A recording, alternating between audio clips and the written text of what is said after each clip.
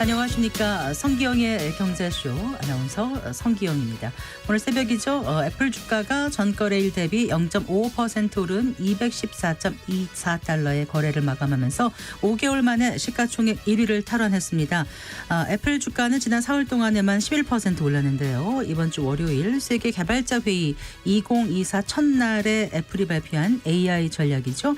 애플 인텔리전스가 시장에서 긍정적인 반응을 얻고 있기 때문일 겁니다. 자, 잠시 후 애플의 그 AI 전략은 무엇이고 앞으로 시장의 판도가 어떻게 달라질지 자세히 짚어보겠습니다.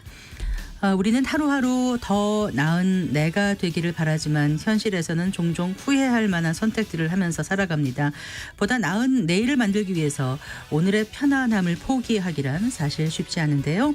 UCLA 최고의 인기 교수이자 세계에서 가장 뛰어난 40세 미만 비즈니스 스쿨 교수로 꼽힌 할 허시필드의 미래의 나를 만난 후 오늘이 달라졌다. 함께 읽어보겠습니다. 이 시간 유튜브로도 함께합니다.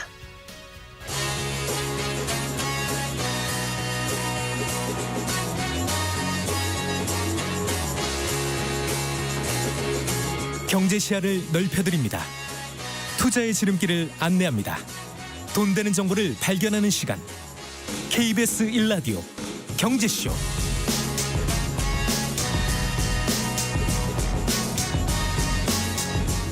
먼저 오늘의 주요 경제 뉴스부터 정리해드리겠습니다. 경제 뉴스 브리핑 손서구 경제평론가와 함께합니다. 어서 나오십시오. 네, 안녕하세요. 안녕하세요. 자, 지난달 은행 대출 연체율이 다시 올랐다고요? 네. 공대은행의 대출 연체율 지난 2월에는 이게 0.51%를 기록해서 당시에 이게 4년 9개월 만에 최고 수준으로 오른 거였거든요. 그 다음 달에 0.43%로 떨어졌다가 이게 4월에 0.48%로 다시 올랐습니다. 이게 4월 기준으로는 5년 만에 가장 높은 수준으로 올라간 겁니다. 대출 연체율이 높아진다는 건 사실 고금리 고물가 환경이 지금 길어지고 있지 않습니까? 그래서 이자 부담이 커지고 있다라는 것, 또 경기가 제대로 살아나지 못하고 있기 때문에 가계는 소득이 늘지 못하고 기업은 수익성이 악화된다, 이렇게 볼 수 있거든요. 지금 가계와 기업 대출 모두 연체율이 다 올랐어요. 그래서 가계 부문에서는 특히 가계 신용대출 연체율이 0.79%로 높아졌습니다. 네. 신용대출인 좀 특징이 보통 가계에서 단기로 쓰고 갚는 이런 대출의 성격이거든요. 그래서 재정적으로 보면 좀 취약계층에서 연체율이 올라갔을 가능성이 높아 보이고요. 기업 대출에서는 대기업 연체율은 전월과 비슷했는데 중소기업 연체율이 좀 많이 올랐어요. 0.66%까지. 네. 이 역시 좀 상대적으로 금융 여건이 취약한 중소기업이 더 큰 어려움을 겪고 있다, 이렇게 해석할 수 있겠습니다. 네. 그 가계와 기업 대출 연체율이 올라가고 있는 가운데 지금 시중에 풀린 유동성이 얼마라고요? 사상 처음으로 4천조 원을 넘어섰다면서요. 네. 이게 이제 한국은행이 매달 발표하는 것 중에 통화 및 유동성 지표가 있습니다. 이 통계가 이제 있는데 광의통화라는 게 있거든요. 이 4월 광의통화가 전월보다 16조 8천억 원이 더 증가를 해서요. 4,013조 원으로 집계가 됐습니다. 광의통화라는 거는 시중에 풀린 돈의 양이 얼마나 되는지를 보여주는 이제 포괄적인 통화의 양을 말합니다. M2라고 하죠. M2라고도 하죠. 현금도 있고 예적금도 들어가고 각종 뭐 수익증권, 채권 이런 거 다 포함됩니다. 그래서 이 광의통화가 4천조 원을 넘긴 건 이제 1986년 관련 통계를 집계한 이후에 처음 있는 일입니다. 그래서 이게 작년 5월까지는 3개월 연속 하락하다가 또 6월부터 증가세로 돌아선 이후에 지금 11개월 연속 증가세를 이어가고 있거든요. 그래서 어디에 통화량이 늘었는지를 봤더니 정기 예적금이 10조 2천억 원 늘면서 증가폭이 가장 컸습니다. 그러니까 정기 예적금이라는 거는 이제 확정 금리를 주는 안전자산이지 않습니까? 그러니까 금리 인하가 지금 늦어지는 이런 환경하에서 안전자산 수요가 늘어났다, 이렇게 볼 수 있겠습니다. 자, 요즘 다양한 소신 발언을 내고 있는 이복현 금융감독원장. 이번에는 배임죄 그 폐지를 주장하고 나섰습니다. 네, 배임죄라는 게 이제 업무상 그 임무에 위배되는 행위를 하거나 권한을 남용하거나 의무를 불이행해서 뭐 재산상 손해를 일으키면 여기에 대해서 처벌을 하는 것 아니겠습니까? 기업으로 따지면 우리가 대표라든지 이사회 이사, 혹은 뭐 공직자들도 배임죄 논란에 상당히 휩싸일 경우가 많이 있죠. 이복현 원장은 배임죄에 대해서 이런 이야기를 했습니다. 전 세계 주요국 어디에도 없는 법이다. 그래서 일도 양단으로 말하면 배임죄 유지와 폐지 중에서 자기는 폐지가 낫다, 이런 생각을 한다고 말을 했습니다. 그래서 배임죄 폐지가 어렵다면 범죄 구성 요건에 사적 목적 추구 등 문구를 추가해서 정말 잘못했을 때만으로 한정을 해야 된다. 이런 의견을 냈습니다. 네. 이 얘기는 그러니까 배임죄 적용 대상을 굉장히 줄이자라는 거죠. 이 위원장이 이제 지금 배임죄 폐지 또는 축소를 주장하고 나선 건데 현재 정부와 정치권에서 논의되고 있는 상법 개정과 관련이 있습니다. 네, 네. 그러니까 오늘 이 얘기를 한 것도 사실 상법 개정 이슈 관련 브리핑 자리였거든요. 지금 상법 개정의 그 골자는 이사의 충실 의무 대상을 주주로 확대하는 거죠. 네, 네. 그러니까 상법에 보면 이사는 법령과 정관의 규정에 따라서 회사를 위해 네. 그 직무를 충실하게 수행해야 된다라는 게 있는데 네. 여기에서 이제 회사를 위한다는 표현을 회사와 함께 이제 주주의 비례적 이익까지 확대하는 내용이 지금 거론되고 있지 일반 않습니까? 주주들의 목소리를 반영하는 거죠. 맞습니다. 주주 권리 보호 강화하는 차원이고요. 근데 여기에 네. 대해서 기업들이 반대하는 건 이거죠. 이게 이제 주주의 이익까지 여기에 포함이 되면 배임죄를 적용하는 소송이 남발될 거다. 아, 이런 얘기를 하는 네. 거죠. 그래서 이제 이 원장은 두 가지의 관점을 충돌하기 때문에 이걸 좀 네. 해소를 하려면 배임죄를 지금처럼 포괄적으로 적용하지 않고 네. 특정 범죄 구성 요건을 정해서 한정해서 적용을 하자. 이렇게 해서 혼란을 없애자라는 취지로 보이고요. 네. 이게 근데 이제 법 개정을 해야 되는 상황이거든요. 또 금감원이 사실 주무기관도 아니에요. 그러니까 결국 배임죄 폐지라는 화두를 이 원장이 꺼내 든 거는 지금 밸류 프로그램의 일환으로 또 결국 상법 개정이 필요하다는 인식이 여기에 깔려 있다. 이렇게 볼 수 있겠습니다. 알겠습니다. 자, 어제 공정위에서 이제 그 쿠팡이 자사 상품 판매를 늘리기 위해서 검색 네. 순위를 조작했다고 이제 1,400억 원인가 맞습니다. 과징금 부과했다는 소식 전해드렸었지 않습니까? 여기에 대해서 이제 쿠팡이 반발하면서 로켓 배송을 중단할 수 있다 네. 이런 입장을 내놨어요. 이게 지금 논란이 되고 있어요. 그러니까 로켓 배송은 쿠팡 이용하시는 분들 아시겠지만 소비자가 주문을 하면 배송 기간을 하루 이내로 줄인 거잖아요. 그래서 이제 그 쿠팡의 핵심 서비스죠. 쿠팡이 사실 국내에서 이커머스 1위로 올라서게 한 핵심 경쟁력인데 네. 로켓 배송을 위해서 쿠팡은 이 상품을 직접 구매하는 게 있습니다. 그래서 고객들은 이제 로켓 배송 서비스를 이용하기 위해서 쿠팡을 찾고 쿠팡이 고객들에게 로켓 배송 상품을 추천하는 건 역시 당연시 맞는데 이거를 지금 공정위가 문제를 삼고 있다. 이런 논리를 지금 펴고 있거든요. 네. 그래서 공정위가 제재를 함으로써 앞으로 이제 쿠팡이 자유롭게 상품을 추천하는 이런 서비스를 하는데 제약이 걸리면 로켓 배송 서비스가 불가능하다라는 입장을 냈단 말이죠. 네. 뭐 결국에는 로켓 배송 상품을 하기 위해서 이런 것들을 재고를 다 부담해야 되는데 큐레이션 이런 추천 상품 서비스를 어렵게 하면 로켓 배송 서비스를 유지하기 어렵고 이건 결국 소비자들의 불편과 피해로 이어질 수밖에 없다. 네. 뭐 이런 얘기인 거거든요. 결국은 이 직매입 서비스가 어려워진다 이런 얘기를 한 건데 이게 또 논란이 지금 되고 있습니다. 그리고 뭐 국내 투자 중단 의사도 밝혔다고요? 네.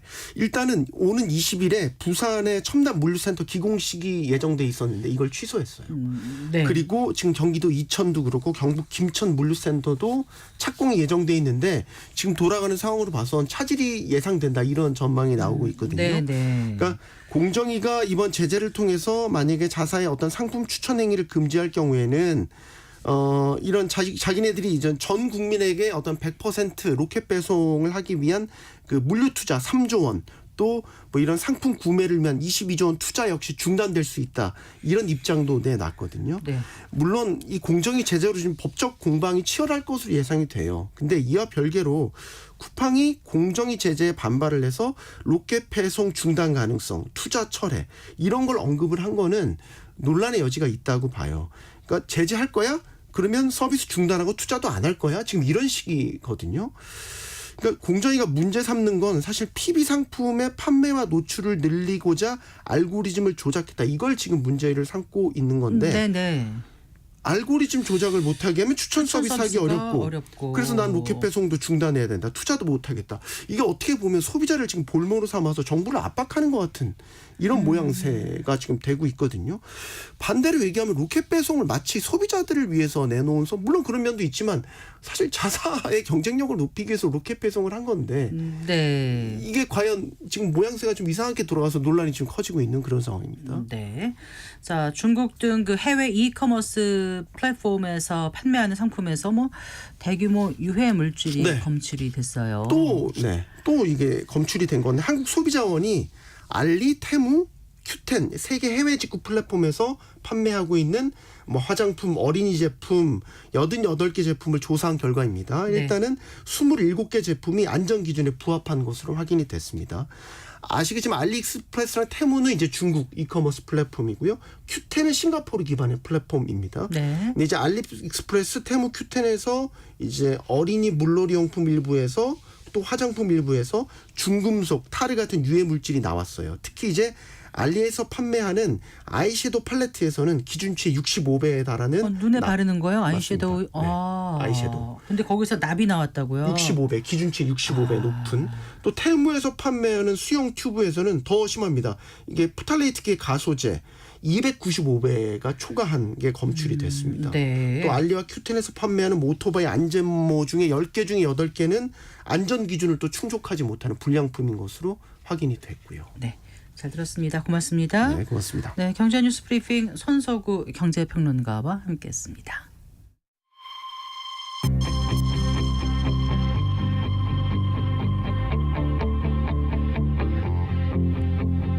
경제 전문가의 원포인트 레슨. 꼭 알아야 할 정보와 이슈를 알기 쉽게 풀어드립니다. 대한민국 경제 고수와 함께 투자의 맥을 짚는 KBS 일라디오 경제쇼. 진행의 성기영 아나운서입니다.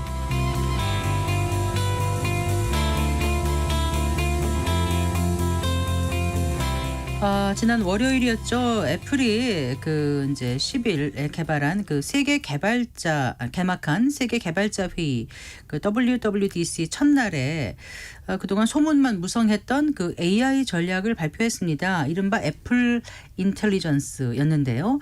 뭐 공개 이후에 특별한 것이 없다는 평가에 당일에는 주가가 하락했지만 이틀째부터 오늘 새벽까지 11%가 상승하면서 5개월 만에 종가 기준으로 세계에서 가장 비싼 기업에 다시 복귀했습니다. 자, 구체적인 애플의 AI 전략 살펴보고요. 이후에 AI 폰을 둘러싼 경쟁, 그 판도는 어떻게 될지 자세히 짚어보겠습니다. 이요훈 IT 컬럼니스트 스튜디오에 모셨습니다. 반갑습니다. 예, 안녕하세요. 더운데 오시느라 고생 많으셨어요. 결국 이제 애플이 시총 1위로 올라선 거죠. 예, 그렇습니다. 네. 사실 이 애플 인텔리전스 발표 후에는 네. 한 1.9% 정도 주가가 하락했었는데요. 네. 이후 월가 애널리스트들이 이 기능이 아이폰 15 프로 그리고 앞으로 새로 나올 신제품에서만 쓸 수 있다라고 네. 한다면 앞으로 아이폰이 굉장히 많이 팔릴 가능성이 있다. 라고 네. 해서 정말 주가가 크게 올랐습니다. 네. 그래서 한때는 $220까지 올라갔었고 네. 어제 기준으로 한 214.24달러로 마감하면서 네. 시총 1위로 다시 돌아왔죠. 네. 그래서 세계에서 가장 가치 있는 기업 1위 차지를 다시 자리를 이제 예. 되찾았는데 그동안 사실 이제 애플이 그 AI 전략에 있어서는 좀 지각생이다. 예. 좀 뒤처졌다 이런 평가를 받기도 했지 않습니까? 근데 이번에 그 10일에 개막했던 그 세계 개발자 회의 WWDC에서 예. 공개한 그 이제 애플 인텔리전스에 대한 시장 평가는 지금 주가로 보면은 좋은 건 거죠. 예, 그렇습니다. 사실 이번처럼 이제 기술 평론가들의 의견이랑 그다음에 이 경제 평론가 분들의 의견이 크게 다른 경우가 처음인 것 같은데요. 어떻게 다른데요? 저희 같은 기술 평론가들은 네. 정말로 이거 가지고 될까? 아직은 너무 약하다. 애플이 한 2023년 초서부터 이 AI 개발을 좀 집중하기 시작했다라고 하더니 역시 크게 보여주는 거 없었구나라고 평가를 내린 반면에 이제 이 경제 평론가 분들도 다른 생각을 하시는 것 같더라고요. 네. 어쨌든 보시면 애플 인텔리전스입니다. 네. 이게 약자로 AI인데요. 네. 일종의 말장난인데 이게 거꾸로 얘기하면은 애플은 직접적으로 AI라는 것을 얘기하고 싶은 생각이 없다. 단지 이걸 아이폰의 하나의 기능이다라고 이제 취급하고 싶다. 그런 의지를 드러냈다라고 볼 수가 있을 것 같고요. 이 애플이 애플 기기에서 쓸 수 있는 AI 기능을 제공하는 플랫폼을 다 애플 인텔리전스라고 부르겠다라고 얘기했다라고 생각하시면 될 것 같습니다. 그러니까 원래 AI가 Artificial Intelligence에서 예. 인공지능이잖아요. 예. 근데 이제 애플은 그거를 바꿔서 애플 인텔리전스로 예. 쓴 거죠. 그리고 네. AI란 말을 직접적으로 거의 안 쓰죠. AI라고 안 하고. 예, 인공지능이라고 안 하고 이건 다 애플 지능이다. 라고 애플 얘기를 하는 지능이다. 거죠. 예. 네. 그리고 이 애플 인텔리전스 핵심은 그 네. 기기 통합입니다. 어떻게 일단 하는 외부적으로는 아이폰을 비롯해서요, 맥북 같은 컴퓨터 네. 그리고 아이패드 같은 태블릿 PC까지 애플에서 파는 모든 제품에는 이제 함께 쓸 수가 있는 기능이다라고 네. 얘기를 하고 있는 네. 거고, 내부적으로는 이 특별한 앱에서만 쓸 수 있는 게 아니라 이 아이폰에서 쓰는 모든 기능에서 이 애플 인텔리전스 기능을 함께 쓸 수 있다, 이렇게 얘기를 하고 있습니다. 그리고 가급적 데이터를 외부로 전송하지 않고 기기 안에서 다 처리할 수 있게 그렇게 만들기도 했고요. 그럼 애플 아니고 다른 데는 이렇게 안 하나요? 못하죠. 못하는 건가요? 예. 예를 들어서 삼성 갤럭시 같은 경우만 해도 네. 자체적으로 개발한 갤럭시 AI 기능과 붙여서 구글에서 사온 AI 기능이 있습니다. 네. 이런 것들을 함께 쓰기 때문에 네. 실제로 특별한 앱에서만 특별한 어떤 기능을 이용할 수 있다. 이게 일반적이거든요. 네. 그런데 이 애플 인텔리전스 같은 경우는 나중에 좀 더 이야기를 드리겠지만 네. 그 안에 있던 모든 데이터를 스스로 다 그 취합해서 분석을 합니다. 아. 그래서 이 사람들이 뭔가를 물어볼 때 자기가 대답을 해주는 이런 기능을 가지고 있거든요. 네. 그럼 굉장히 진일보한 거네요. 진일보했다라기보다는 원래 있는 기능인데 네. 못 쓰고 있어요. 다른 회사들 같은 경우는 네. 하드웨어를 만드는 회사는 하드웨어, 네. 그리고 OS를 만드는 회사는 OS를 만들기 때문에 네. 두 개를 완전히 합쳐서 네. 유기적으로 움직이도록 하는 게 좀 어려운 일이거든요. 네. 그리고 근데 반면에 애플 같은 경우는 OS랑 하드웨어를 하드웨어가 한 회사에서 다 만들기 때문에 가능한 일입니다. 일이다. 예. 네. 그 뭐 개인정보 그 보호를 최우선에 놓고 애플 인텔리전스를 설계했다, 이런 점을 강조했다면서요. 예, 그렇습니다. 왜 다른 데보다 개인정보 보호가 더 잘 돼 있다는 건가요? 무슨 뜻이에요? 일단은 아까도 이야기했었지만은 이 애플 인텔리전스 내에서 이 취합하는 정보가 굉장히 많습니다. 네. 이메일 정보, 문자 메시지, 뭐 대화 내용 네. 이런 것들까지 다 인식을 하거든요. 네. 근데 그렇기 때문에 한번 이 데이터가 혹시라도 해킹당해서 유출이 되면은 네. 굉장히 큰 문제가 됩니다. 그렇기 때문에 보안 문제를 굉장히 강력하게 생각하는 것이 하나 있었을 거고요. 다른 하나는 이게 네. 움직이는 작동 방식이 보통은 저희들이 인공지능 기능을 쓴다라고 하면은 이 외부의 데이터를 보내서 네. 거기서 처리를 한 다음에 다시 돌려받거든요. 그러다 보면서 저희가 이 보낸 데이터가 그 서버에 저장이 됩니다. 그렇죠. 그러면서 그럴 때 또 정보 네. 유출이 될 수 있는 정보 유출도 될 수 있고 네. 그쪽 그 회사에서 자기들 마음대로 이 인공지능 학습용 데이터로 같이 쓰기도 하고 네. 이러거든요. 네. 근데 반면에 애플 같은 경우는 이번에 공개한 내용을 보면은 신기한 게 그 모든 가급적 모든 일을 이 아이폰 내에서만 처리할 수 있도록 되어 있고요. 네. 혹시라도 이거 데이터를 외부로 보낼 경우에 이 특별한 서버에 받아서 서버에서 처리한 다음에 다시 돌려주게 돼 있는데 네. 이 서버에 저장할 수 있는 기능을 아예 없애버렸어요. 네. 그러니까 우리는 아예 당신의 데이터를 아예 가지고 있지 않겠습니다라고 선언을 한 거죠. 어쨌든 개인정보 보호 조치가 좀 차별화 포인트긴 하네요. 예, 그렇습니다. 아, 그렇군요. 그런데 그 그러니까 통화 녹음의 빗장을 열었다, 이런 표현이 나오더라고요. 이건 뭐예요? 그동안 아이폰 같은 경우는 가장 많은 분들이 원하셨던 기능 중에 하나가 네. 통화 녹음 기능이었거든요. 다른 폰은 다 되는데 네. 아이폰은 이게 안 된다. 그래서 나는 아이폰을 쓰고 싶어도 쓸 수가 없다라는 네. 분들이 굉장히 많았는데요. 세계적으로는 우리나라와 인도 이 두 나라에서 굉장히 요구사항이 높은 기능이었습니다. 네네. 그런데 이번에 이 통화 녹음 기능이 드디어 들어갔습니다. 이 들어간 이유가 네. 이 통화하는 내용을 녹취해서 자동으로 요약본을 만들어서 이제 제공하기 위해서 이 기능이 들어갔다라고 보여지는데요. 네. 사실 그 안드로이드 스마트폰에서는 네. 이 앱으로도 이미 쓸 수가 있었고요. 그리고 이동통신사에서 제공하는 그런 기능이기도 했었습니다. 그렇죠. 네. 근데 이게 굉장히 인기 있는 AI 기능인데 그동안 이 아이폰에서는 제공을 못했다가 네. 이번에도 제공을 못하면 아무래도 좀 애플이 뒤처진다라고 좀 생각을 한 것 같고요. 네. 사실 그동안 애플이 통화 녹음 기능을 제공하지 않았던 이유가 미국 법 때문이거든요. 때문에 그런 거였죠. 이게 네. 연방법에서는 한국처럼 당사자가 녹음하는 것은 인정을 합니다. 네. 그런데 이 캘리포니아를 비롯해가지고 몇 개 주에서 10여 개 주에서는 이 녹음을 할 때 녹음하는 이 당사자들이 모두 알고 있어야 돼요. 안 그러면은 이게 불법이고 그 경범죄 취급받아서 벌금을 내야 되거든요. 네. 그러니까 이걸 하나하나만 맞춰줄 수가 없으니까 통으로 녹음이 안 되게 막은 거였는데요. 네. 이번에는 반대로 통화 녹음할 때 자동적으로 모든 사람한테 다 통지가 가게 그렇게 바꾸면서 그러니까 상대가 예. 녹음하고 있다는 거를 알게 한다는 거죠. 녹음한다는 신호가 나갑니다. 지금부터 통화 녹음을 시작합니다라고 네. 이렇게요. 그래요. 그런데 잠깐 헷갈리니까 AI하고 통화 기능, 녹음 기능하고 어떻게 연관이 된다고요? 일단은 이 통화 녹음 자체가 네. 일단 음성 인식을 해야지만 이 통화 녹음을 한 걸 음성 인식을 해서 녹취록을 만들 수가 있고요. 네. 다음에 이 녹취록으로 만들어진 내용을 네. 이제 생성 AI 기능을 이용해 가지고 네. 요약을 해주는 거죠. 네. 또 더불어서 이렇게 요약된 기능이 있으면 그때 누구랑 통화했던 내용 중에서 무슨 얘기를 했는지 알려줘라고 네. 물어봤을 때 오. 대답을 해준다거나 아니면 혹시 그때 누구랑 약속 시간 몇 시에 어디서 잡았는지 알려줘라고 얘기하면은 그때 누구랑 뭐 다음 주 월요일 날 만나기로 했습니다. 알려준다거나 이런 것들이 가능해집니다. 그렇군요. 그런데 이제 그 일각에서는 또 이번에 발표된 애플의 AI 전략에 뭐 혁신은 없었다 뭐 이런 얘기를 하더라고요. 왜 그렇다고 보세요? 아까 그 이제 예. 기술 개발자 입장에서는 좀 사실입니다. 혁신이 없었다라고 얘기하는 게 저희들 입장에서는 거의 네. 그 사실이고요.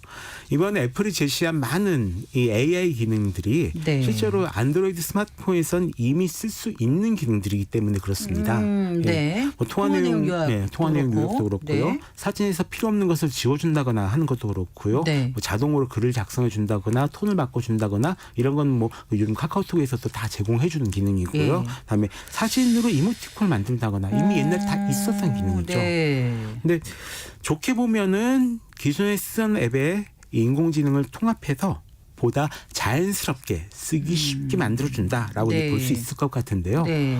개인적으로는 이 아이폰에 내장된 AI 음성 도우미인 시리, 네. 이것이 어떻게 쓸지가 좀 굉장히 궁금합니다. 일단 그 공개한 내용으로는 뭐 사용자의 위치, 사진, 문자 메시지, 이메일, 연락처 이런 것들을 다 자기가 파악을 해서 네. 이용자 개개인이 필요한 내용을 필요한 질문에 맞게 이제 대답을 해준다라고 네. 하는데 네. 이게 말처럼 잘 되면 굉장히 좋은 기능이거든요. 근데 정말 그럴 수 있을지는 이게 좀 두고 봐야 된 그런 상황이고요. 현장에서 발표할 때 그런 기능이 있다라고 할 수 있던 걸 보여주진 않았나 보죠. 일단 베타판도 올해 말에 좀 나올 예정이고 네. 현장에 취재 갔던 기자분들한테 물어봤는데 네. 거기서 시험 같은 것을 전혀 하질 않았다라고 합니다. 그래서 써보질 못했다고.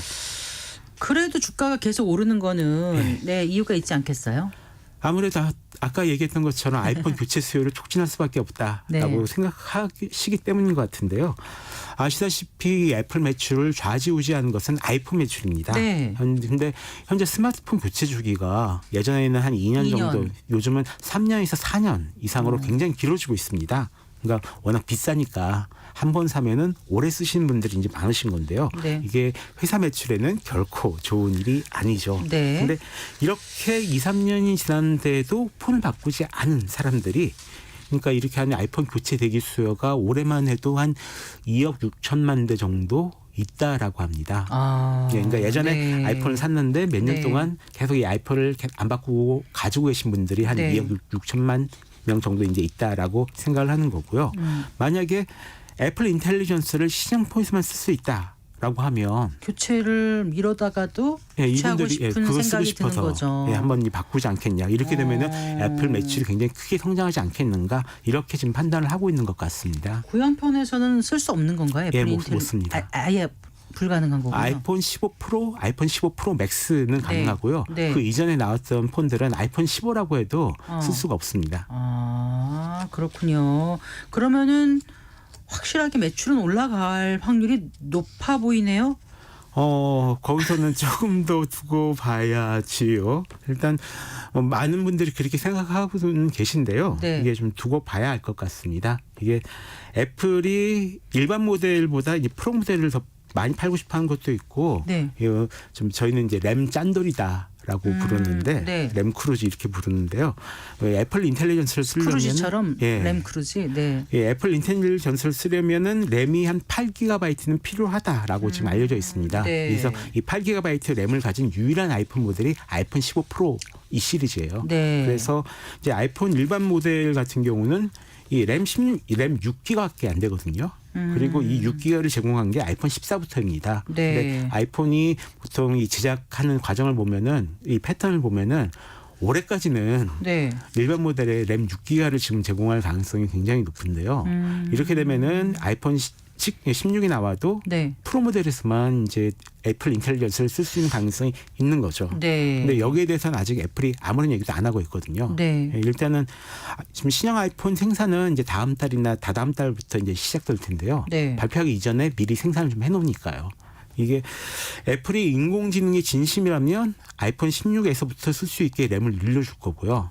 그게 네. 아니라면은 이제 아이폰 16 프로부터 쓸 수 있다. 네. 이렇게 되는 거고 그렇게 되면은 과연 매출이 어느 만큼 늘어날까에 대해서는 이제 많은 경우의 수를 따져봐야 될 것 그렇겠네요. 같습니다. 네, 이게 아주 제가 단편적으로 너무 생각했던 것 같아요. 네. 근데 애플이 그러면 이제 오픈 AI와 손을 잡은 만큼 이게 이제 빅테크에는 어떤 영향을 줄까 이게 또 관심사인데 어떻게 보십니까 전문가로서? 저도 한번 쭉 훑어봤는데 네. 놀라울 만큼 반응이 없습니다. 무슨 MS도 말씀이세요? 그렇고 네. 구글도 그렇고 페이스북도 그렇고 이 애플이 발표에 있어가지고 보통 이제 좋은 발표를 내놓으면은 네. 실은 뭐 우리도 그런 것이 가능하다라고 얘기를 한다거나 뭔가 다른 반응이 있는데 반응이 전혀 없어요. 보니까 특별히 위협할 만한 뭐가 없나 보죠? 그렇죠. 예, 원래 이제 MS나 구글, 페이스북 같은 기존 빅테크 회사들이 애플보다 훨씬 더 잘하고 있는 이런 분야이기도 하고요. 네. 또 이 그들을 위협할 만한 새로운 기능이 아까 얘기했던 것처럼 없었습니다. 네. 그렇다고 하니까 이제 기존 아이폰 사용자가 더 편해질 수 있는데 아이폰 사용자가 아닌 사람을 끌어들일 만한 매력적인 기능은 없었다. 기존의 사용자는 예. 좀 편해지지만 사용하지 않는 다람 쓰는 예. 사람들까지 확 옮겨가기에는 조금 부족하다. 많이 부족하다라고 볼 수 있을 것 같고요. 그래서 네. 빅테크 기업들은 평소에 자기들이 하던 거 계속 할 것 같습니다. MS는 코파일럿이라고 자사 인공지능 탑재한 PC를 얼마 전에 발표를 했었거든요. 네. 이걸 더 많이 팔려고 할 것 같고요. 구글 같은 경우는 예, 구글 같은 경우도 최근에 이 생성 AI 기능을 그 저가 노트북 PC인 크롬북이라고 있습니다. 네. 이 크롬북에서도 쓸 수 있게 개방을 했어요. 그래서 이제 30만짜리, 40만짜리 노트북 컴퓨터를 사도 생성 AI 기능을 쓸 수 있게 한 거죠. 네. 그래서 이걸 좀 더 보급하고 싶어 할 것 같고요. 네. 페이스북 같은 경우는 이제 소형 생성 AI 및 개방형 AI 모델을 계속 밀고 있는데요. 네. 이쪽이 계속 주력을 할 것 같습니다. 네. 그러면 애플이 AI폰 내놓으면은 우리 삼성전자는 어떻게 되는 건가요? 이것도 더 궁금해서요. 여기도 별 타격이 없는 건가요? 예, 그렇습니다. 네. 냉정하게 말하면 없습니다. 네. 예, 인공지능 때문에 아이폰을 쓰려다가 갤럭시 쓰는 사람이 없는 것처럼 이 반대로 갤럭시 쓰려다가 아이폰 쓸 사람이 역시 없다라고 생각하시면 됩니다. 두 회사의 타겟 계층이 생각보다 굉장히 많이 달라요. 네. 한국 같은 경우도 아이폰 쓰시는 분들은 아이폰만 쓰시고 그렇더라고요. 갤럭시 쓰시는 분은 계속 갤럭시만 쓰시거든요. 네. 이건 이미 쭉 이제 갈라졌다라고 보시면 되고요. 네. 다만 한 가지 신경 쓰이는 게 이 인공지능 유료화 문제가 있습니다. 그게 관건이군요. 예, 네. 이게 애플은 일단 애플 인텔리전스가 무료다라고 확실하게 밝힌 상황인데 예, 갤럭시는 이 갤럭시 S24를 발표하면서 언제까지 무료라고 예. 한정 지은 것 같은데. 갤럭시 AI 무료 제공 기간은 2025년까지라고 못을 박았었습니다. 네. 그러다 보니까 사람들이 이것이 그 다음에 무료일 것인가 아니면 돈을 좀 내야지만 쓸 수 있을 것인가에 대해서 좀 갑론을박이 굉장히 좀 많았었거든요. 근데 애플이 무료면 삼성도 무료 쪽으로 가게 되지 않을까요? 예, 그렇습니다. 그래서 지금 분위기면 한 그 7월 달에 이제 신형 갤럭시 폴드 같은 이 제품을 발표할 예정인데 이때 갤럭시도 우리 AI는 계속 무료로 제공될 겁니다라고 좀 못을 박아야 되지 않겠냐라고 얘기를 하고 있는데 한 가지 문제가 갤럭시 AI 기능은 모든 기능을 자신들이 개발한 게 아니라요. 일부 기능은 구글에서 빌려왔습니다. 네, 네. 그래서 아까 말씀하셨잖아요. 여기에서 네. 좀 이렇게 될까 안 될까가 좀 결정이 될 것 같습니다. 네. 어쨌든 기업들의 경쟁이 막 치열해지면 그 사이에서 소비자 후생은 좀 높아지는 거 아닐까요? 그러면 좋겠는데요. 네. 앞으로 AI폰의 대결이 본격화되면 그러면 주도권을 가지게 되는 그 핵심 경쟁력은 뭐라고 보세요? 저희가 이 제품을 꼭 사지 않으면 안 되는 그런 기능들을 뭐 킬러 앱이나 킬러 기능 뭐 이렇게 부르거든요. 네. 그런데 아직 아쉽게도 스마트폰 AI에선 그런 킬러 기능이다라고 할 만한 것이 아직 없습니다. 네. 소비자들이 원하는 것도 이제 직접 조사를 해보면 더 오래가는 배터리, 더 잘 찍히는 카메라, 네. 더 가벼운 무게, 또 그렇죠. 떨어뜨려도 안 깨지는 스마트폰, 아, 그거 좋겠어요. 게임을 네. 오래 해도 뜨거워지지 않는 것 이런 네, 것들이 네. AI가 아니거든요. 그러네요. 예. 그래서 지금 가장 잘 쓰는 AI 기능이라면 아마 이 사진 수정일 것 같은데요. 네. 지금은 여러 가지를 테스트를 해보고 이용자들이 원하는 기능을 찾아서 업그레이드 시켜나가는 이런 단계다라고 보시면 될 것 같습니다. 그 이제 AI 폰을 소비자 입장에서 보면 분명히 편리한 건 맞아요. 예. 근데 또 한편으로는 좀 우려되는 부분이 없지 않을 것 같거든요. AI 폰 활용하면은 무엇이 좋아지고 어떤 그 우려되는 부분이 있는지 잠깐 좀 짚어주신다면요. 사실 이런 얘기 들을 때마다 제가 항상 드리는 이야기는 이 실현되지 않은 기능은 신경 쓰지 마세요. 입니다. 오. 예, 실제로 뭔가를 사거나 그럴 때 아직 실현되지 않은 기능이 앞으로는 들어올 거니까 이거를 사면 좋겠다라는 이야기는 그냥 하지 않으시는 게 강제 그 말이 정신 건강에 좋으실 현혹될 거고요. 필요는 없다. 예, 네. 실제로 그동안 기술 기업들이 말만 하고 지키지 않은 약속들이 굉장히 많습니다. 너무 많고 저 같은 경우는 개인적으로 굉장히 많은 상처를 받았었기 때문에 상처를 받으셨어요. 예. 정말 그 네. 믿고 구입했다가 네. 전혀 이루어지지 않은 것들이 너무 화나죠. 많았어요. 예. 네. 그래서 하지 마시라고 하고 네. 원하는 기능이 있으면 이제 그게 작동되는 걸 보고 나서 사도 괜찮다. 네. 그리고 AI 시대 같은 경우는 이제 이용자 개인 정보를 굉장히 많이 요구하기 때문에 그런 거에 대해서는 항상 준비를 좀 거부를 하셔야 된다라고 얘기를 하는데요. 네. 반면 그럼에도 불구하고 또 쓰고 싶은 기능이 있으실 겁니다. 아까 얘기했던 이 통화를 녹음한 다음에 녹취록을 만들어준다거나 이런 기능은 사업하시거나 영업하시는 분들은 굉장히 중요하게 생각하시는 이제 그런 기능이고요. 또 뭐 그동안 찍었던 수많은 사진 중에 누구누구랑 제주도 여행 갔을 때 찍은 사진 보여줘 이거 하면 너무 좋을 것 같아요. 딱 찾아서 안 검색해서 해봤지만. 보여주고 네. 이런 기능이 좀 이제 들어올 예정이거든요. 네. 이런 것들이 들어오면은 딱 그 쓰는 방법을 알아서 이제 쓰시는 것도 굉장히 좀 좋을 거다라고 좀 생각을 하고 있습니다. 네. 자, AI 지각생이라고 불렸던 애플에게 남은 과제는 무엇인지 그리고 앞으로 AI 폰이 무한한 경쟁을 벌이지 않겠습니까? 예. 어떤 관전 포인트를 갖고 지켜보면 좋을지도 애플 같은 말씀해 주세요. 경우는 솔직히 이번에 두 가지 분야에서 자신이 가진 강점을 확실하게 보여줬습니다. 하나는 개인정보 보호 부분인데요. 네네. 이건 정말로 철저하다는 소리가 나올 정도로 좀 잘했다라고 평가하고 싶고요. 또 그 다른 하나는 이제 하드웨어와 소프트웨어의 통합입니다. 원래 애플이 잘하던 거긴 한데 이번에도 인공지능을 애플 기기에 굉장히 깊숙이 집어넣었습니다. 네. 다른 회사는 정말로 잘 못하는 거고요. 근데 네. 사실 이 모든 것이 지난 2011년, 13년 전이죠. 애플에서 이 시리를 출시했을 때 저희들한테 약속했던 거예요. 네, 당시 광고 영상을 보시면 네. 앞으로 애플 인공지능이 이렇게 발전하겠구나라고 보실 수 있는데 네. 그 약속은 거창하게 했는데 하나도 안 지켜졌었죠. 13년간. 예. 네. 그리고 실제로 그동안 이 음성인식 AI 스피커 같은 것들이 어떤 역할을 했는지는 아마 많은 분들이 이제 써보시고 정말 많이 형편이 없었다라고 기억하고 계실 겁니다. 네. 어쨌든 이번에 다시 그런 꿈을 끄집어냈다라고 보셔도 될 것 같고요. 네. 저는 이런 모델이 이제 MS나 오픈 AI 또 구글이 만드는 이제 범용 인공지능이라고 하는데요. 여러 회사에서 쓸 수 있는 이런 인공지능 기술이랑 그리고 이 페이스북이 주도하는 오픈 소스 인공지능이라고 있습니다. 네. 이쪽은 좀 완전 소형화 시켜가지고 여러 기기들에 좀 다양한 인공지능을 탑재할 수 있는 그런 프로젝트인데요.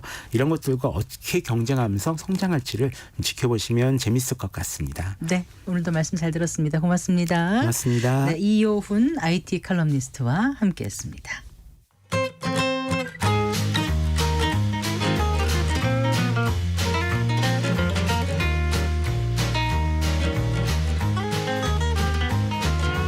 경제 맛집 투자 핫플. 지금은 돈 벌기 딱 좋은 시간. KBS 1라디오 경제쇼.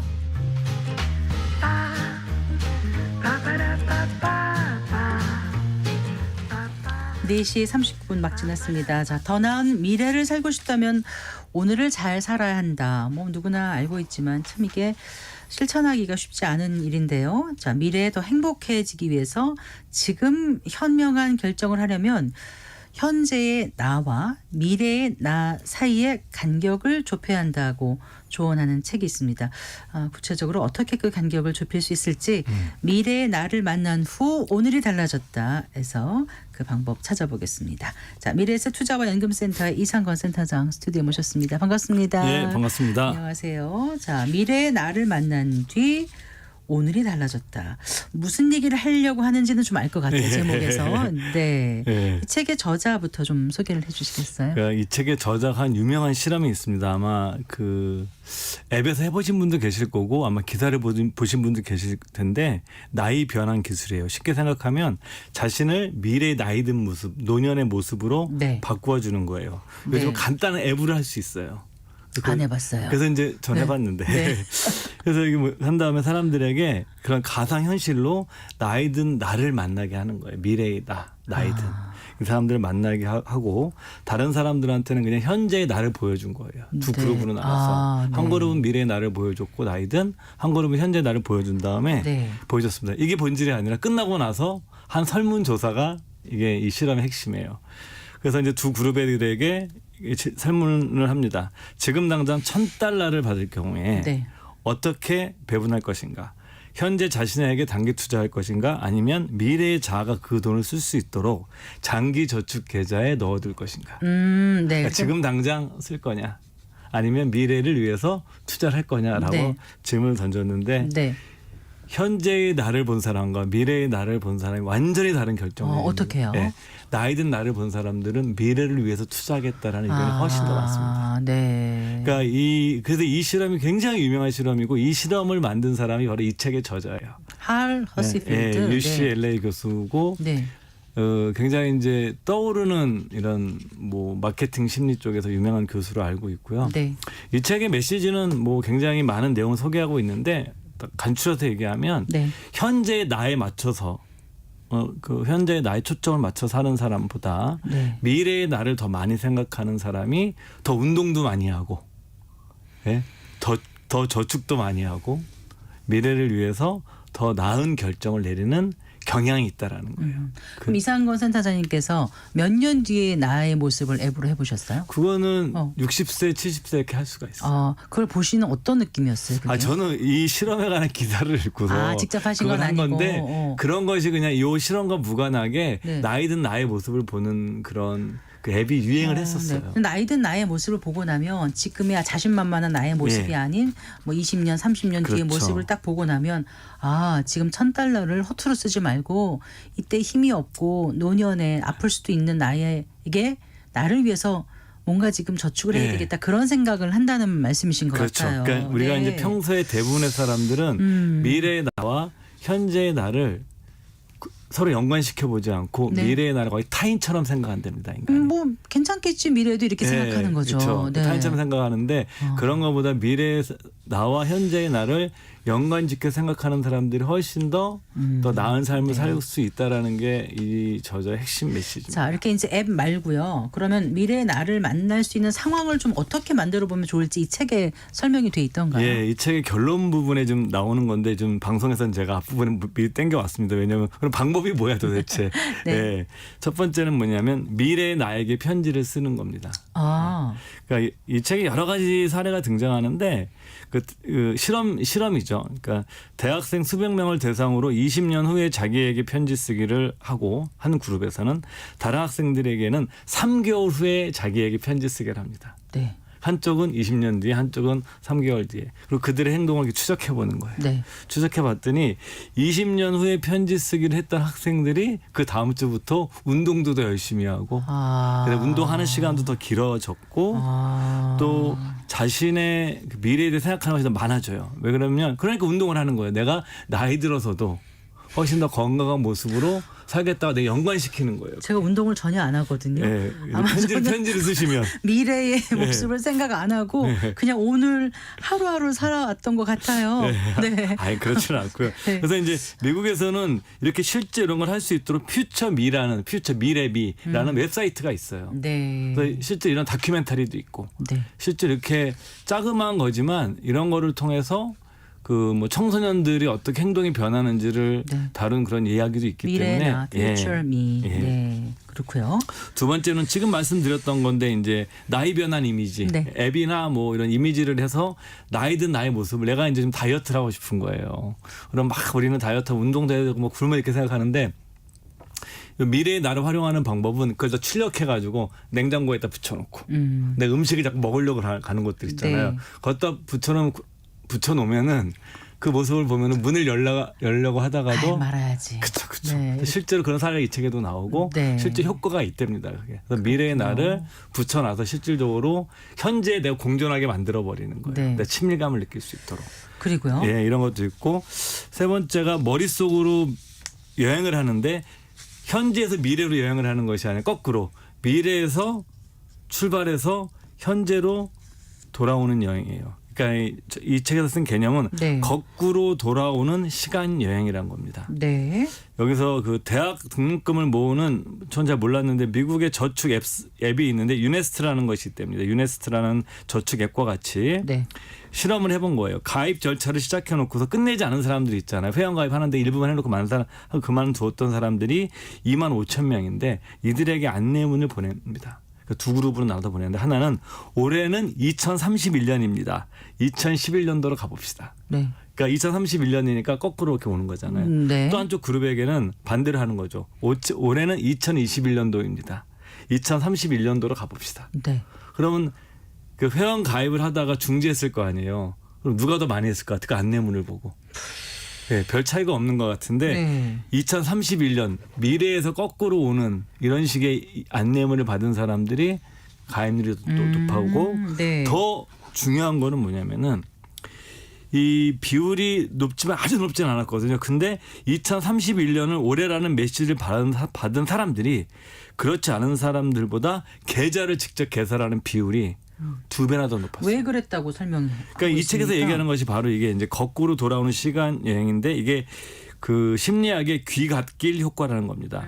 고잉홈 이펙트인 거죠. 네. 우리가 이제 어디 여행을 갈 때 내가 어디 멀리 가지 않습니까? 가면은 가는 것보다 네. 오는 게 더 짧게 느껴진답니다. 그냥 오는 건 아니까 길을. 그렇죠. 네. 정확히 말씀하신 거예요. 그러니까 친숙하고 친밀감이 있다고 느껴지는 아. 겁니다. 그러니까 거꾸로 오는 것 자체가. 네. 그렇기 때문에 친숙하기 때문에 내가 결정을 내릴 때 네. 편하게 결정을 내리는 아, 그런 사람 심리가 있다는 거죠. 그게 그 귀갓길 효과라고요. 그렇죠. 어. 그렇게 되니까 뭐냐면 내가 멀리서 현재로 오는 일종의 여행이니까 친숙한 곳으로 오니까 네. 어떤 게 생기냐면 미래와 현재의 원래 인간이라는 존재가 대부분이 미래의 나를 타인처럼 생각하는데 가깝게 생각한다라는 거죠. 좁혀진다는 거죠. 그 네. 간격이.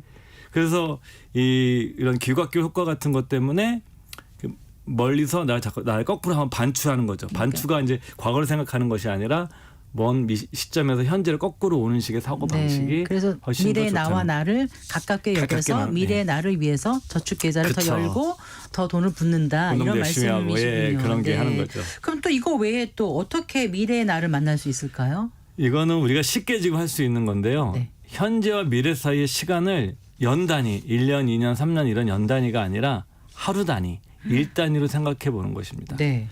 그러니까 이제 이것도 실제로 사람들이 물어본 거죠. 네. 사람들에게 1만 950일 후에 당신이 퇴직한다고 말하는 것과 당신이 30년 후에 퇴직이 예정돼 있다고 말하는 것과 같은 날인 거죠. 같은 날인 거죠. 그러니까 당신은 1만 950일 뒤에 퇴직을 합니다. 당신은 30년 후에 퇴직을 합니다라고 던지고 나서 이들 설문조사를 해요. 네. 당신의 뭐 연금 계좌에 얼마 더 넣겠습니까? 압도적으로 일자를 받은 사람들이 더 많이 넣겠다고 답변을 합니다. 그러니까 참 이게 같은 날인데. 네. 사람들이 뭐냐면은 이게 뭐냐면 일 단위로 생각을 하게 되면 사람들이 미래와 나의 연관성을 더 높게 보는 거예요. 하루하루씩 늘어나니까. 하루는 짧고 네, 그렇죠. 그러니까 더 가깝게 느껴진다고요. 같은 30년의 시간인데 그렇죠. 근데 숫자를 30년으로 하면은 아주 먼 날 얘기 같다는 거죠. 그렇죠. 그러니까 내가 하루하루 내가 이 연관을 맺어진 삶을 살게 되니까. 네. 그래서 여러분들께서도 만약에 저도 뭐 투자연금센터 있지만 여러분들께서 딱 노후 준비 그 노후를 생각하시는 분들의 내가 퇴직이 얼마 남았나를 딱 계산해서 자꾸 자기를 암시를 한번 해보시면 좋지 않을까. 그리고 자녀 수능을 앞둔 자녀들한테 야 5달이면 수능이야. 네 인생이 결정돼 이러지 말고 그걸 갖다가 30일씩 곱해서 150일 후면 죄송합니다. 아이들한테 욕먹을 것 같은데. 알겠습니다. 네, 제가 잘못 비유를 한 것 같아요. 자, 어쨌거나 미래의 나와 현재의 나의 어떤 간격을 줄이는 게 결국은 현명한 거다 이런 얘기잖아요. 그러니까 미래의 나를 만난 후에 오늘이 달라졌다. 네, 책 제목이 그거잖아요. 근데 사람들은 결국 보통 미래의 나와 현재의 나를 잘 연관짓지 못하고 사는 것 같아요. 그 이유를 이제 이 책에서 몇 가지 얘기하는데 첫 번째는 이제 금방 말씀드린 것처럼 미래의 나를 타인처럼 생각하니까 사람이 우리가 자기 자신을 대하는 거랑 타인을 대하는 게 다르잖아요. 심지어 내가 관심 없는 타인들에 대해서는 완전 무관심해 버리지 않습니까? 네, 네. 그러니까 자칫 이런 인간의 성향 때문에 내 삶의 미래를 네. 타인처럼 무관심해 버릴 수 있다는 거죠. 그리고 나는 안 그럴 거야 이렇게 생각하는 거죠. 맞아요. 맞습니다. 네. 두 번째가 이거는 굉장히 유명한 편향인데 그 투사 편향이라고 그래서 네. 사람들이 어떤 의사 결정을 내릴 때 미래에 이제 무엇을 어떤 거를 한다고 결정을 내리는데 이게 현재 상태의 감정으로 평가하는 거예요. 그러니까 현재 상태의 감정과 내가 10년 뒤의 감정이 다를 건데 네. 사람들은 그거를 동일한 현재 상태의 감정으로 그냥 투사를 해서 본다는 겁니다. 현재 시점으로 미래 그대로 봐버리는 성향 때문에 그렇다고 그러는데 여기서 나온 사례 중에는 간식에 관한 실험입니다. 간식 실험인데 간식 실험? 예, 네. 다음 주에 회의를 하는데 그 회의 참가자들한테 제안을 합니다. 이번 우리 회의 때 간식은 사람들의 각자 입맛에 맞게끔 네. 간식을 준비하려고 그러니까 당신들이 좋아하는 거를 나한테 얘기해 달라. 내가 네. 전화할 테니까. 이렇게 해서 하는데 두 그룹을 분리합니다. 한 그룹은 어떤 그룹이냐면 오후 4, 5시 되면 출출하잖아요. 네. 그러니까 그런 사람들한테 요청하라고 그러고 네. 한쪽 사람들은 뭐냐면 점심 먹고 나서 배가 부를 때 요청하라고 그럽니다. 네. 그럼 사실은 다음 주에 회의할 거니까 네. 간식을 하라고 그러면 현재 배부른 상태나 출출한 상태가 네. 다음 주에 간식에 영향을 미치면 안 되는 거예요. 근데 사실 미친다면서요. 그렇죠. 아무 네. 별개의 상황이거든요. 근데 만약에 출출하고 배불렀던 사람들은 어떤 걸 선택을 하냐고 그러면 과일과 과자를 제시하면 뭘 많이 선택할 것 같으세요? 출출한 사람들. 글쎄, 압도적으로 과자를 선택합니다. 그래요? 과자가 많이 먹으면 배부른가요? 모르겠어요. 하여튼 몸에 안 좋은 걸 선택을 하는 거죠. 네. 근데 배부른 상태에서 하라고 그러면 주로 과일, 바나나, 블루베리 몸에 좋은 거. 왜냐면 배가 부르니까 지금 당장 내가 내 감정이 배고픔 상태에서 결정이 이루어지는 게 아니라 배부르니까 지금 이성적으로 생각하는 거예요. 그럼 내가 다음 주니까 좀 몸에 좋은 거 먹어야 될 거 아니야. 근데 배고픈 사람들은 허기가 지는 거잖아요. 네. 이게 그러니까 우리가 배고플 때 쇼핑을 하지 말라. 맞아요. 제가 지금 그 얘기하려고 그랬어요. 똑같은 네. 맥락에 있는 네. 겁니다. 인간이 그러니까 이게 다음 주에 있을 일도 합리적으로 생각하는 것이 아니라 감정과. 현재의 내 감정 상태와 느낌으로 결정을 하는 이런 투사 편향 때문에 미래가 내가 분리가 된다는 거죠. 미래에 나와. 그러니까 이제 미래를 생각하면서 왜냐면 우리는 오늘만 살고 죽는 게 아니니까 네, 미래의 맞습니다. 일을 대비를 해야 되는데 그렇다고 매일 미래만 생각하면서 오늘을 막 허덕허덕 이렇게 살 수는 없을 것 같기도 예. 하고 또 현재의 삶에 충실해야 되기도 하고 그렇지 예, 않습니까? 예. 어떻게 살아야 좋을지 이 책에서 좀 저는 이 책에서 네. 제일 감동받은 대목이 이 대목인데 뭐 딴 것들의 아이디어가 너무 신선하고 재밌었는데 이 부분 제가 감동을 받았는데 그 1970년도 스탠퍼드 대학에서 네. 그 전이성 유방암에 걸린 환자들을 이렇게 환자들끼리 모여서 이렇게 집단 소모임을 만드는 실험을 최초로 했대요. 지금은 굉장히 일반화됐거든요. 그게 네. 우리가 보지만 근데 이 당시 이걸 할 때는 환자와 의사가 대부분 1대1로 치료를 하거나 아니면 환자 가족만 같이 오는 경우였는데 암 환자끼리 모아놓으니까 종양 전문 의들이 엄청 반발했답니다. 좀 미친 짓이다 이런 말까지 나왔답니다. 네. 왜 그러냐면은 야 아픈 사람까지 모아놓으면 서로 우울감도 전파되고 그중에 누가 죽으면 사람들이 죽음에 대해서 공포도 더 생길 건데 왜 모아놓고 실험을 하냐. 근데 실제 이분들을 모아놓고 했는데 완전히 다른 결과가 나온 겁니다.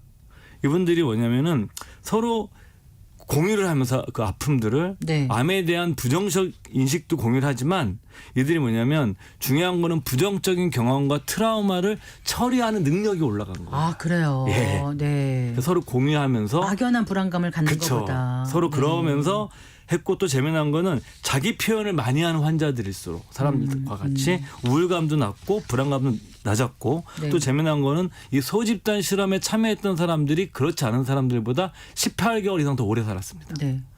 그래서 거기서 이제 어떤 그 환자가 했던 얘기가 나오는데 네. 오페라를 좋아했던 여성인데 치료하고 가게 되는데 암을 데려가서 내 옆자리에 앉혀 놓았어요. 암이 있었지만 즐거운 시간이었습니다. 그러니까 슬픔과 기쁨을 공존하는 감정을 같이 받아들이라는 거죠. 어느 하나의 감정을 받아 살지 말고 네. 두 가지 감정을 다 받아들일 때 오히려 그게 그 행복해질 수 있다라는 게 이 책의 메시지죠. 알겠습니다. 미래의 나를 만난 후 오늘이 달라졌다.